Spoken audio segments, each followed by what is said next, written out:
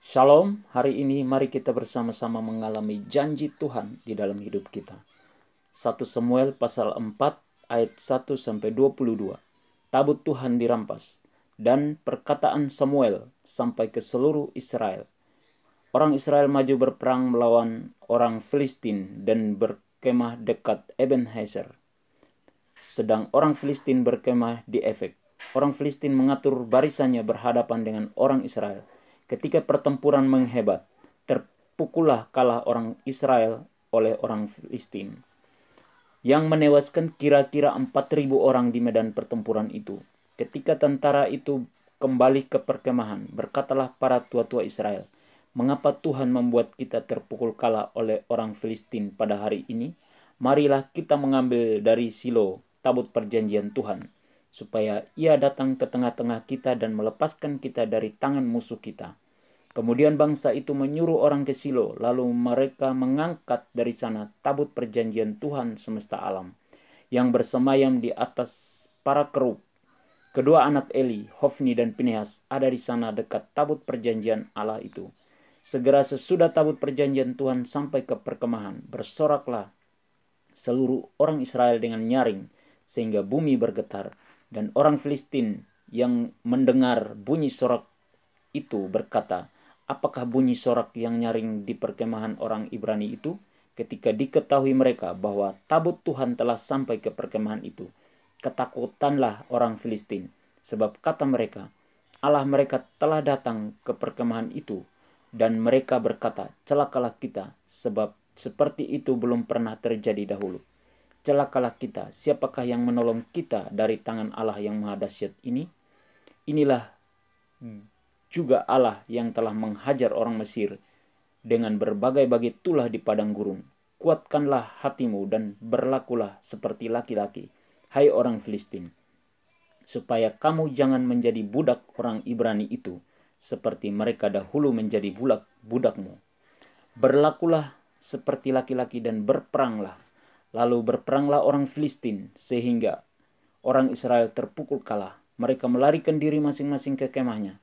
Amatlah besar kekalahan itu. Dari pihak Israel gugur 30.000 orang pasukan berjalan kaki.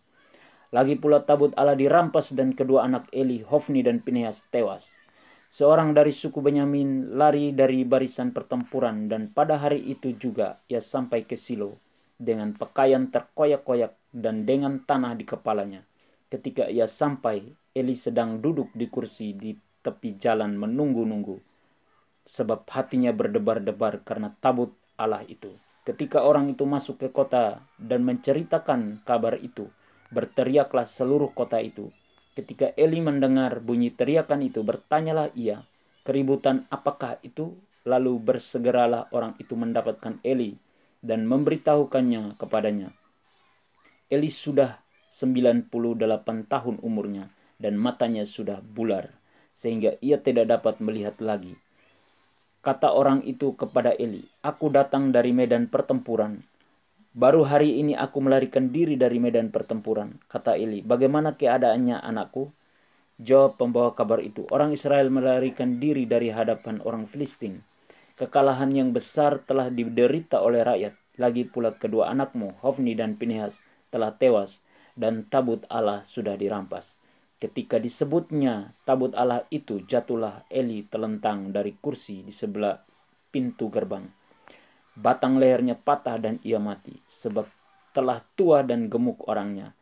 40 tahun lamanya ia memerintah sebagai hakim atas orang Israel. Adapun menantunya perempuan, istri Pinehas, sudah hamil tua. Ketika didengarnya kabar itu bahwa tabut Allah telah dirampas dan mertuanya laki-laki serta suaminya telah mati, duduklah ia berlutut lalu bersalin, sebab ia kedatangan sakit beranak. Ketika ia hampir mati, berkatalah perempuan-perempuan yang berdiri di dekatnya, "Janganlah takut, sebab engkau telah melahirkan seorang anak laki-laki."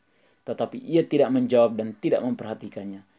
Ia menamai anak itu Ikabod, katanya, "Telah lenyap kemuliaan dari Israel, karena tabut Allah sudah dirampas, dan karena mertuanya dan suaminya."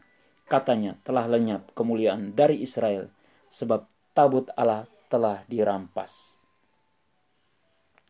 Perintah Tuhan supaya kita tidak melakukan kekejian atau kefasikan di dalam kehidupan kita. Janji dari Tuhan hari ini bahwa Tuhan senantiasa ada di dalam hidup kita atau di tengah-tengah kita, orang-orang yang percaya kepada Tuhan. Amin. Tuhan Yesus memberkati.